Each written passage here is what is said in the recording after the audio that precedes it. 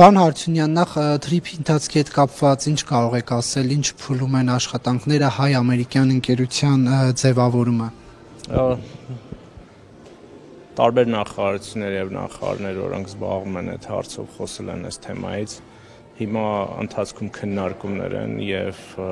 շփումներ են, կոնկրետություն այս բան չկա, բայց կարծում եմ առաջիկա շաբաթներին կունենանք կոնկրետություն։ Ընկերության ձևավորման հետ կապված։ Ընդհանրապես թե ինչ սկզբունքով է այդ ամենը գործելու։ Ինչ սկզբունքով է գործելու։ Կիմանաք դրա մասին օրեր անց, հիմա քննարկումներ են։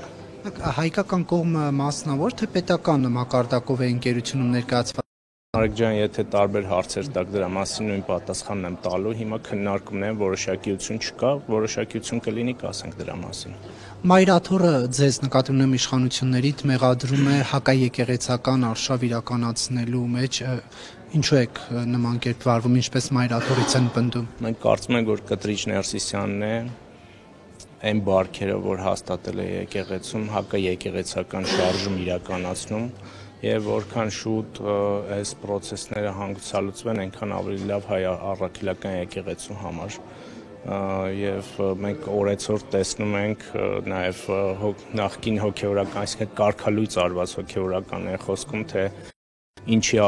հետևանքով է դա ամեն ինչ եղել եւ ինչ բարքեր են այնտեղ տիրում։ Կտրիչ Ներսիսյանն է իրականացնում հակաեկեղեցական շարժում, այլ ոչ թե իշխանությունը։ Պարոն Հարությունյան, բայց միանգամից հոգեվորականներին կալանքի տանելը արդյոք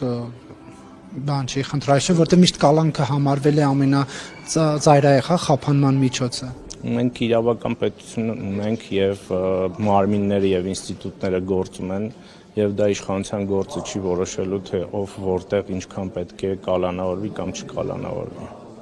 Եվ ինչքան է այս գործընթացը շարունակվելու, Նիկոլ Փաշինյանը հոգևոր հավաքի մասին էր նշել եւ ժամկետներ էր նշել, բայց այդ ժամկետներն անցան։ Մինչեւ որ տրամաբանական հանգուցալուծում լինի։ Շնորհակալություն։ Իսկ ունեք արդեն կաթողիկոսի թեկնածու։ Իշխանությունը չի որոշել կաթողիկոսին։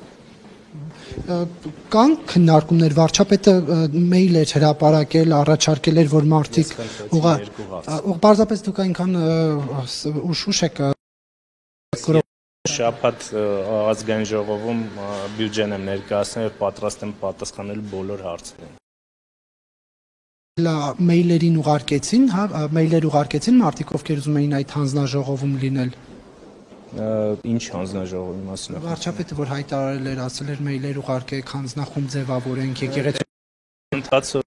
պետք է հսկողության տակ է, կարծում եմ, որ այո, ես դրանից տեղ եմ, շնորհակալություն։